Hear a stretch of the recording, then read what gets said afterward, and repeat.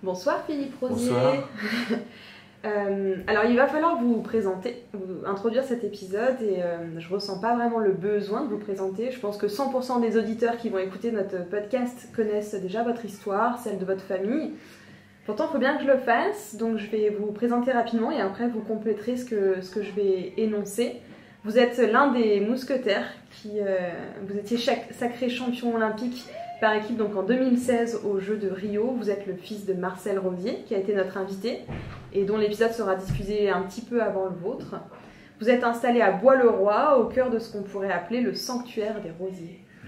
Dans cet épisode, on va parler de vos grandes victoires et de vos titres, ça c'est sûr, mais avant tout, on aimerait bien déchiffrer un petit peu mieux toutes les méandres de votre parcours, de votre histoire, savoir comment vous êtes, vous, en dehors de la piste, en dehors des paddocks, en dehors des grands titres médiatiques.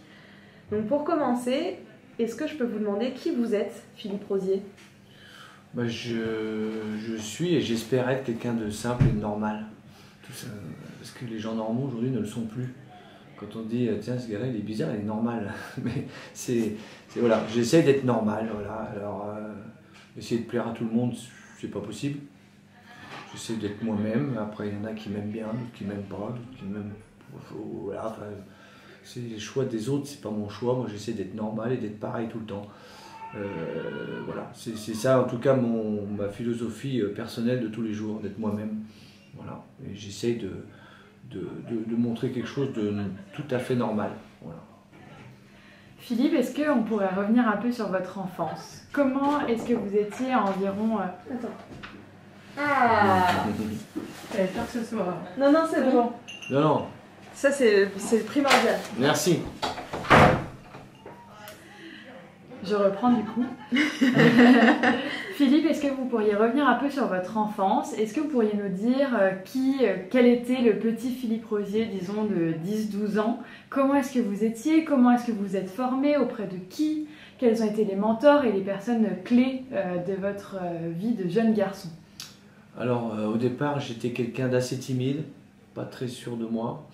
À l'école ça se passait pas très bien à cause de ça. Je vais pas vous dire que j'étais pas bosseur parce que c'est pas le truc, mais je trouvais pas ma place. Dès que je pouvais, je faisais plutôt le con, mais pour parler normalement. Par contre, toujours un petit peu réservé quelque part. Voilà. Ça, c'était quand j'étais petit. Nous, on est 3 garçons, faut pas oublier. On parle souvent de Thierry, mais on oublie de parler de Gilles. On est 3 garçons. On a 1 an d'écart avec Thierry. Gilles, mon 3e frère, a 2 ans d'écart avec Thierry. Moi, je suis le premier, Thierry le 2e, Gilles le 3e. Il me pose souvent la question, c'est pour ça que je le dis. Gilles a monté aussi très très bien à cheval et il a arrêté parce qu'il a préféré la nuit que le jour. Et c'est lui qui a repris le restaurant et le bar que mon père avait créé au Haras à Bois-le-Roi. Quand vous avez parlé de sanctuaire, moi je dirais plutôt un village cheval. Mon père a créé, parce que c'est pas moi, mon père a créé un village cheval, c'est parti de zéro, il est arrivé, il était groom, et il a acheté des bouts de terrain. Ma mère était folle furieuse, j'entendais des discussions où elle disait mais t'es fou, on n'a pas d'argent et t'achètes des bouts de terrain. Et mon père il arrive d'une famille de 8 enfants, et pour être riche il fallait de la terre. Mon père habite pas très loin d'ici, à Mâcon d'ailleurs, ils sont nés à Châtillon-sur-Chalaronne. Et mon père un jour a décidé d'aller dans les chevaux, ce qui n'était pas le cas des autres. Mon grand-père était maquignon. Et il fallait de la terre. Tu avais de la terre, tu étais riche, comme aujourd'hui tous les agriculteurs. Donc voilà, ça c'est mon enfance avec mes 2 frères. Pourquoi on est 3? Parce que ma mère voulait une fille. Dommage. Raté. Oui, non, mais ma mère avait déjà tout préparé, je me souviens tout le temps, les affaires. Elle voulait une fille, elle voulait une fille, elle voulait une fille. Le 3e, il manque de peau, encore un garçon. Voilà, ça c'est pour la petite histoire. On a été baigné totalement dans les chevaux avec mon grand-père, qui est le père de ma mère. André Parot, et la famille Parot est quand même une famille très importante et on n'en parle pas assez souvent à travers les Rosiers, mais mon père a été champion olympique avec Hubert Parot, mon oncle. Donc mon grand-père a fabriqué 2 champions olympiques, c'est-à-dire mon père et mon oncle. Ils ont appris ensemble, ils avaient pratiquement le même âge et ils ont été formés ensemble. Il y en avait un qui était le fils du patron, l'autre qui était groom, et puis petit à petit, voilà, l'histoire a fait que mon père est tombé amoureux de ma mère qui était la sœur de Hubert Parot. quand il a demandé à mon grand-père de se marier, il s'est fait foutre dehors en 3 minutes. Mon grand-père, si vous regardez des films de Jean Gabin, c'est la doublure de Jean Gabin. C'est-à-dire que vous n'avez pas envie de rigoler avec systématiquement. Quelqu'un qui avait une forte personnalité, qui était très respecté dans l'écurie. Et c'était la vieille école, école militaire, un petit peu la vieille école où chacun a son boulot et on retrousse les manches et on la ferme. Voilà. C'est très drôle parce que cette histoire-là de vos parents, Thierry nous l'a raconté, Marcel nous l'a raconté et maintenant vous nous la racontez. Et toujours de la même manière. D'ailleurs, il n'y a pas de nuance. Parce que c'était quelque chose de très fort. Ouais. C'est très fort chez nous. Et moi, je reviens souvent à ça quand on me parle de mon père. Je dis non, c'est mon grand-père qui m'a appris à moi à monter à cheval. C'est pas mon père. Bien que mon père était champion olympique. C'est mon grand-père qui a appris à monter à tout le monde dans la famille. Et pour moi, la base de la famille Rosier, c'est André Parrot. Voilà, ça j'y reviens souvent. J'ai une cousine qui s'appelle Sylvie Parrot, la fille d'Hubert Parrot, qui a une écurie aussi à Arbonne-la-Forêt, à côté de Fontainebleau, là où Hubert Parrot s'était installé à l'époque. Donc voilà, faut remettre les choses dans le contexte, c'est pour ça que j'en reparle souvent, parce que souvent on pense que c'est mon père qui m'a tout appris, il m'a appris beaucoup. Et quand j'en rigole des fois, je dis j'ai eu la chance de croiser mon grand-père et mon père dans ma vie, comme souvent des cavaliers disent j'ai croisé un tel qui m'a amené au haut niveau. Moi j'ai eu la chance de croiser mon grand-père et mon père, voilà, c'est ce que je dis toujours en rigolant. Et c'est eux la clé de tout, et c'est mon grand-père, la première clé c'est mon grand-père. Voilà, ça j'y tiens à le dire souvent parce que au bout d'un moment on oublie les gens, ils ont disparu, ils sont partis, et on les oublie. Et l'important c'est de remettre les choses dans l'ordre hiérarchique de tout ça. Voilà. On comprend bien vos racines, donc vous avez grandi encadré par des grands piliers de l'équitation française, Marcel Rosier, Hubert Parrot, 2 champions olympiques. Est-ce que pour vous ça a été une option de devenir cavalier? Est-ce que vous aviez le choix de faire autre chose? Et est-ce qu'au moment où vous avez décidé que oui, vous alliez monter à cheval, est-ce que vous aviez la pression aussi de ne pas être à la hauteur? Comment vous l'avez vécu? L'enfer. Tout simplement. Alors pas dans le terme, je vais pas pleurer, mais c'était l'enfer, pour plusieurs raisons. Et vous allez comprendre, c'est simple à comprendre. J'étais pas sûr de moi. Les chevaux, bof. Et un jour, il n'y avait pas de poney à l'époque. Il y avait des chevaux barbes, des arabes barbes. C'était des petits chevaux qui étaient des chevaux de club. Il y avait 80 chevaux à l'époque chez mon grand-père, et il y avait des chevaux, c'est des arabes barbes. Donc c'est des chevaux qui arrivaient du Maroc, choses comme ça, avec des petits chevaux pour apprendre aux gens à monter à cheval. Et j'étais sur un arabe barbe dans la carrière, j'étais tout petit, je devais avoir 10 ans, comme je peux le faire avec ma fille aujourd'hui, ou les filles. Dire tiens, tu vas monter, et puis voilà. J'étais pas sûr de moi, mais ça allait à peu près. Et puis, j'étais au pas, au trot, et un chien qui arrivait, mon cheval avait peur du chien, il est parti au galop. Donc panique à bord. Je suis tombé, je suis resté accroché par le pied. Donc, parce qu'à l'époque, tu n'avais pas les petits étriers, tout le monde était pareil. Il y avait des gros étriers, tu sais, quand tu montes, tu apprends des aisselles, machin, cheval de club. Hein. Mon pied est passé dans l'étrier, j'ai été suspendu dans le vide. Je ne touchais pas le sol, bien sûr. Et ça a duré pas longtemps, je me souviens très peu. Je suis allé partir au grand galop, j'ai fait le tour de la carrière comme ça. Je me suis réveillé à l'hôpital. Je suis tombé à moitié en coma. Rien de très grave, mais alors là, à partir de ce jour-là, l'équitation était terminée pour moi dans ma tête. Je devais avoir 10, 11 ans, je crois, dans ces eaux-là. Mon frère Thierry, qui était là, qui a vu la scène, fin de l'affaire aussi, et Gilles, on n'était pas concerné. Donc moi, les chevaux, c'est fini, terminé. École comme tous les enfants, lundi, mardi, machin. Ce que faisait mon père n'avait aucune importance, ne m'intéressait pas du tout. Le samedi et le dimanche, j'étais pour aller jouer avec les copains. On allait dans la paille, on faisait des cabanes, et ça s'arrêtait là, et avec mes frères, avec mes cousins, ou les amis, c'était des cabanes dans la paille, et puis voilà, puis on jouait dans la forêt. Voilà. Il se trouve qu'il y a un Noël, où le matin, je me lève, comme tous les enfants le jour de Noël, on va voir les cadeaux sous l'arbre, et puis on m'avait déjà prévenu, on m'a dit, le cadeau de Noël, je vois le Père Noël, c'est pas mal. Je croyais peut-être encore un peu au Père Noël à ce moment-là. Et j'arrive dans le salon, elle me dit, non, toi ton cadeau il est dehors. Oula, je dis, ça c'est le vélo, ça sent le vélo, tu vois, ou le truc un peu, tu vois, s'il n'est pas là sous le sapin, c'est que voilà. Et qu'est-ce que je vois dehors? Une ponette scellée, que mon père avait fait ramener d'Irlande, petite ponette, il y en avait très peu à l'époque, hein. Il n'y avait même pas de concours poney. Et une petite ponette jolie, tu vois, double ponette, magnifique, petite scellée qui était là. Je pense que c'est le pire cadeau de ma vie qu'on pouvait me faire. J'allais le dire. C'était le pire. Tu pouvais pas faire pire comme cadeau. Et là, je vois ça dans la cour. Je me dis, mais c'est quoi ça? Jamais. On pleure, fini, fin de Noël, tu vois. Moi, c'est un beau jour. Moi, c'était. Ah non, jamais. C'est quoi? Jamais je monterai là-dessus. Jamais. Je me barre. Passe quelques jours. Je m'en souviens toute ma vie. Je suis dans le salon, de la télévision, comme samedi et dimanche, quoi. Tu peux la télé. Et je vois mon grand-père qui rentre dans le salon. Et je vois tout de suite que ça rigole pas du tout. Il dit rien. Il dit, tu viens avec moi. Là, tu discutais pas avec mon grand-père, tu posais même pas la question. Et dans ma tête, je me suis dit, j'ai fait une connerie. Qu'est-ce que j'ai fait? J'ai fait une connerie. Pas penser une demi-seconde à quoi que ce soit d'autre.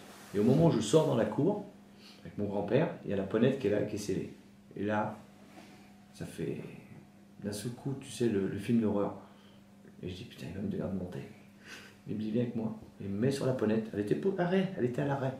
Je te jure, la peur panique, tu sais. La peur, limite de te faire pipi dessus, quoi.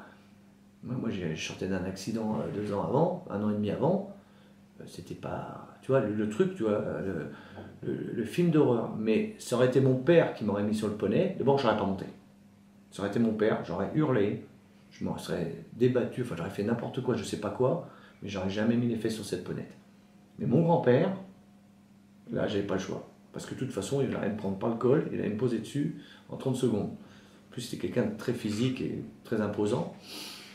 Et là, il me pose dessus, mais je dure la peur panique. J'étais dans la cour à l'arrêt. Hein.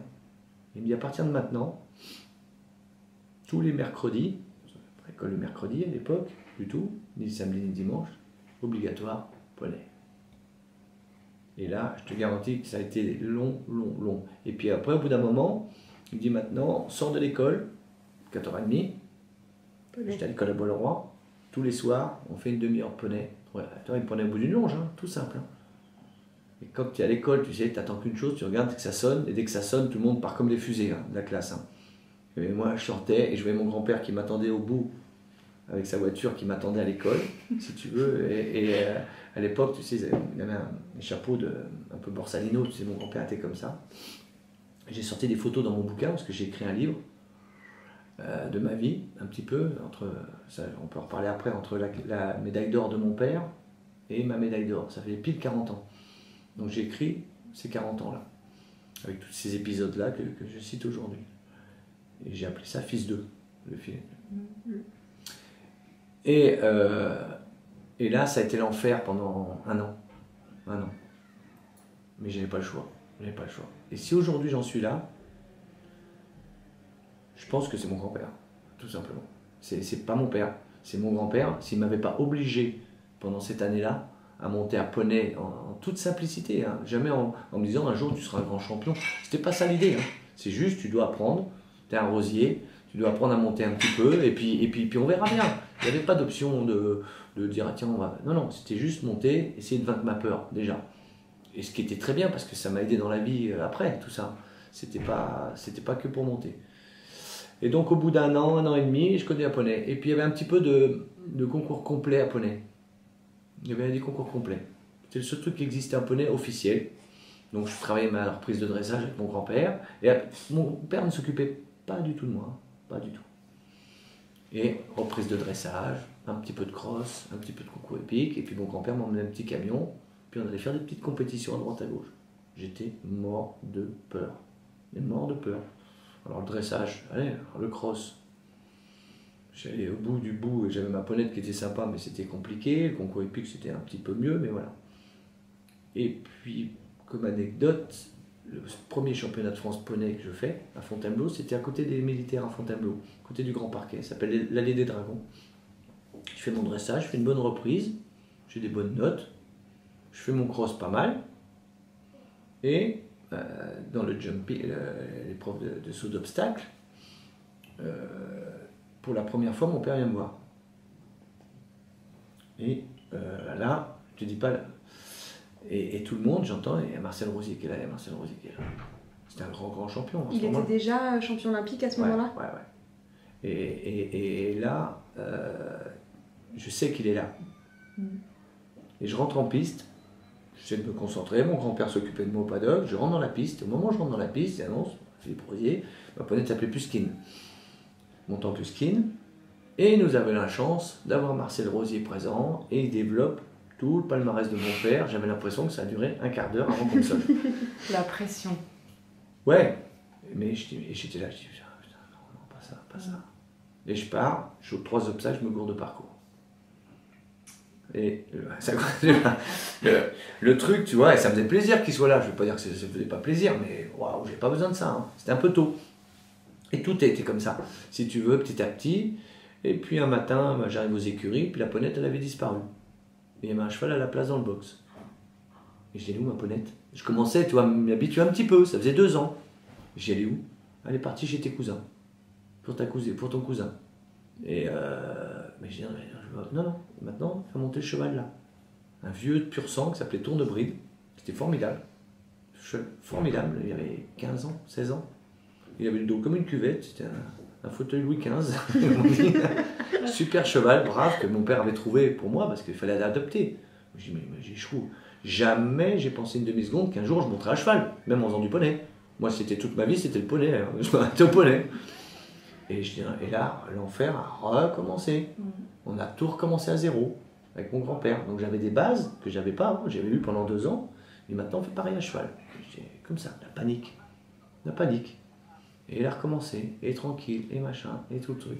Et puis tout fil en aiguille comme ça. Et je me suis retrouvé au championnat d'Europe junior avec ce même cheval, 2 ans après.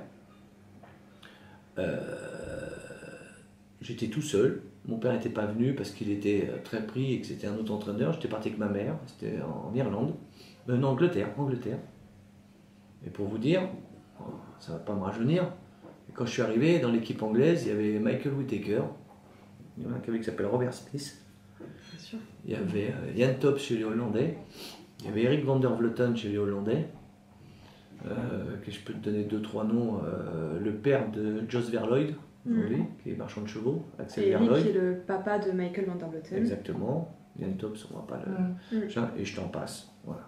Je me suis retrouvé, moi j'étais tout gamin, tout petit haut, parce que j'étais assez tôt, hein, j'étais assez vite. Eux étaient dans leurs dernières années. Et je me suis retrouvé là, voilà, avec ces gens-là. C'est drôle, après, avec des années, avec du recul. Et puis ensuite, j'ai croisé... après, il y avait des stages à Fontainebleau de détection de jeunes, février, par région. Et ça, je trouve que c'est dommage qu'on ne le fasse plus. C'est-à-dire que tu avais le nord, le centre, ce que tu connais aujourd'hui en vacances de février. Et moi, j'arrive avec Bosti, parce que c'était ma barbizon, on a le même âge pratiquement. Et puis un ou 2 autres. Et tiens, Philippe Linger, qui est là aussi, qui est arrivé, lui, il est arrivé, lui, il était là en Normandie. Et Daniel Biancamaria, qui était l'entraîneur des jeunes, nous dit, il y en a 2 là, qui viennent de passer la semaine dernière, ils vont vous foutre des raclés. Tu sais, putain, tu as 15-16 ans, tu dis, ouais. Et il dit, il y en a un, il s'appelle Levotte, Laurent Levotte, et l'autre, il s'appelle Patrice Delaveau. Moi, je connaissais pas, j'ai jamais eu de ma vie, les 2. Ils avaient peut-être pas tout à fait tort, alors. Ah non, c'est rien de le dire. Il dit, ils vont vous foutre des raclés, les 2 là. Et nous, tu sais, quand t'es gamin ou qui viennent, on va voir, tu vois. Et puis quand on les a croisés, je dis que Patrice, on voyait que ses fesses à la remise des prix. Hein. Je dis qu'il passait une vitesse incroyable. Il y avait un autre garçon qui s'appelait Jean-Charles Gaillat, qui était très fort en Normandie. Il y avait Éric Levallois qui a débarqué après, pratiquement en même temps, Éric Levallois. Et on s'est retrouvés au championnat d'Europe 1 an après, Patrice Delaveau, Bosti, Jean-Charles Gaillat, Éric Levallois et moi. Sacrée équipe. On a tous, à part Jean-Charles Gaillat qui a décroché, qui s'est lancé dans le commerce, on a tous fini champion olympique ou champion du monde. Et ça, on avait 17 ans, je crois, à ce moment-là. Donc quand je ressors les photos dans mon bouquin, parce que je les ai sortis ça, nos grooms, c'était nos frères et nos sœurs. Il y a des photos dans mon livre où nos grooms, parce qu'il n'est pas question d'avoir des grooms. Hein. Aujourd'hui, tous les jeunes, les juniors, ils vont au championnat d'Europe, ils ont des grooms. Hein. Nous, mais c'était même pas en rêve. Hein. C'était la mère de Patrice Delaveau qui conduisait le camion, Denise. On était tous dans le camion, on dormait dans la capucine au-dessus du camion sur un matelas, et nous voilà partis au fin fond de l'Irlande, hein. Comme ça. Et voilà l'histoire. Et le réserve, c'était Bosti, t'as qu'à voir. On est champion d'Europe avec Bosti qui était réserve, qui n'a pas pu sauter le truc, et qui s'est bien rattrapé après parce qu'il était champion d'Europe junior l'année d'après, si tu veux. Ça, c'est notre histoire. Et moi, je dis toujours, j'ai la chance de croiser ces cavaliers-là et mes amis qui m'ont fait aller vite et qui m'ont fait progresser. Parce que quand tu as Patrice Delahaut, moi je voulais battre, c'est mon meilleur pote que je voulais battre. C'était pas les autres. Comme lui il gagnait, bah, c'est lui que je voulais battre. Mais tu vois, vraiment le bon côté pote, quoi. Et les gens, demain je vais te choper. Non, c'est moi qui vais te choper demain. Tu vois, et c'était notre truc à nous, entre potes du même âge, avec Bosti, qui était très rapide aussi. Et on a tous appris vraiment. J'ai eu cette chance. On était un groupe de jeunes bons, mais je pense qu'ils m'ont fait être encore meilleur par ça. Alors, qui des deux s'appelle Piccolo? Est-ce que c'est vous Patrice. ou est-ce que c'est Patrice? C'est Patrice. Patrice. Parce que Patrice, il s'appelle Piccolo. Son surnom, c'était Piccolo parce qu'il rentrait à la Rome pour le CSIO de Rome. Et il annonçait El Piccolo Delahaut. Parce qu'il était tout petit, on était des petits, on a été très tôt. Moi, j'ai été à 20 ans aux Jeux Olympiques. Donc, ça a été très vite après. Hein. Donc, je te parle d'une période où j'étais pas sûr de moi. Jusqu'à 16-17 ans, c'était encore en limite. Et d'un seul coup, ça s'est déclenché, si tu veux, grâce à Patrice, grâce à Bosti. Tu veux, parce qu'on se mettait à la pression entre nous. Après, on sautait des puissances. On allait sauter des murs à 2 mètres, 2 mètres 20, avec des chevaux vraiment pas vraiment faits pour ça. Et puis Patrice, quand il sautait 2 mètres 20, je dis, moi, il faut que j'arrive à sauter 2 mètres 25. Voilà, mais c'était un challenge de potes. Il n'y avait pas de concurrence, tu vois, il n'y avait rien là-dessus. Et à l'époque, on sautait des gros murs à 2 mètres, 2 mètres 20 avec des chevaux. Je te garantis, aujourd'hui, je ne le ferai pas. Il faut avoir cette inconscience de la jeunesse, si tu veux. Et le premier CSIO où on est parti, où mon père était entraîneur de l'équipe de France, ce qui ne m'arrangeait pas du tout. Parce que quand j'étais sélectionné, j'étais le fils de Marcel Rosier et que c'était avantageux. Quand ça allait pas, alors là je m'en prenais, mais les journalistes m'allumaient. Voilà, c'est comme ça. Et pour te dire juste un truc qui m'a marqué toute ma vie, et je l'ai écrit aussi dans mon livre, quand mon père a été champion, quand j'ai été champion olympique, tout le monde me posait la question, qu'est-ce que ça t'a fait quand ton père a été champion olympique? Et je réponds, rien du tout. Et ça étonne tout le monde. Et on me dit pourquoi? Parce que moi j'étais en colonie de vacances au fin fond de l'Irlande, dans le Connemara. On était une quinzaine de gamins en vacances. Et il n'y avait pas de télé, il n'y avait pas de téléphone, il n'y avait rien. On dormait sous des tentes ou dans un hangar et c'était génial. Moi j'avais adoré, on était une quinzaine. Et le monsieur qui était là-bas avec nous, qui s'occupait de nous, qui parlait anglais couramment, me dit un soir, il écoutait la radio, il me dit, je crois que ton père est champion olympique. Je dis ouais, c'est bien. Ça m'a pas fait ni chaud ni froid, je dis ouais c'est bien. On m'aurait dit qu'il avait gagné un grand prix, c'était pareil. Je n'avais pas pris la notion, si tu veux, de champion olympique et ça ne m'intéressait pas du tout. Moi j'étais à Poney à ce moment-là. Et mon premier CSIO que j'ai fait avec toute ma bande de potes, c'est Dublin. On est parti, à 18 ans on avait tous le poids lourd. Et on est parti, Patrice Delahaut, Bosti, Jean-Charles, j'avais pas Jean-Charles, il y avait Bosti, il y avait Patrice, moi, Hubert Bondy et Édouard Coupéry. Voilà. Et on est partis, nous, tous en camion, et on conduisait nos camions, on a pris le bateau à Calais, et puis on a fait une grosse erreur, c'est qu'on a fait Calais-Dublin direct en bateau. C'est à 22 heures. Aujourd'hui, personne ne le fait. Tu passes par l'Angleterre, tu restes dormir les chevaux en Angleterre, et puis tu repars le lendemain. Nous, on est parti direct. Je dis que ça a été long. Et arrivé à Dublin, alors il faut que je repasse en arrière. J'ai une petite anecdote sur Dublin, je vais vous couper. Ouais. Maud m'a dit que vous aviez aux alentours de 15 ans, vous étiez en voyage scolaire à Dublin. C'est ça. Et vous vous retrouvez, par je ne sais quel hasard, à regarder le CSIO de Dublin et finalement 6 ans plus tard, vous y participez. Exactement. Et c'est là où je voulais en venir justement, ça tombe très bien cette question. C'est que quand on était en Irlande, le garçon qui nous emmenait là-bas, qui s'occupait de nous, le géo, nous dit on va aller voir le hors-show de Dublin. Super, voir le hors-show de Dublin. Et on arrive, ce truc, c'est comme Aix-la-Chapelle, c'est exceptionnel. C'est un endroit incroyable, piste énorme, des tribunes pleines à craquer, un public de fou, ça hurle, c'est un stade de foot. À côté, il y a des stands, il y a d'autres pistes partout, il y a des concours de poney, enfin, il y a 4-5 pistes à côté. C'est un truc qu'il faut aller voir une fois dans sa vie, que je conseille à tout le monde.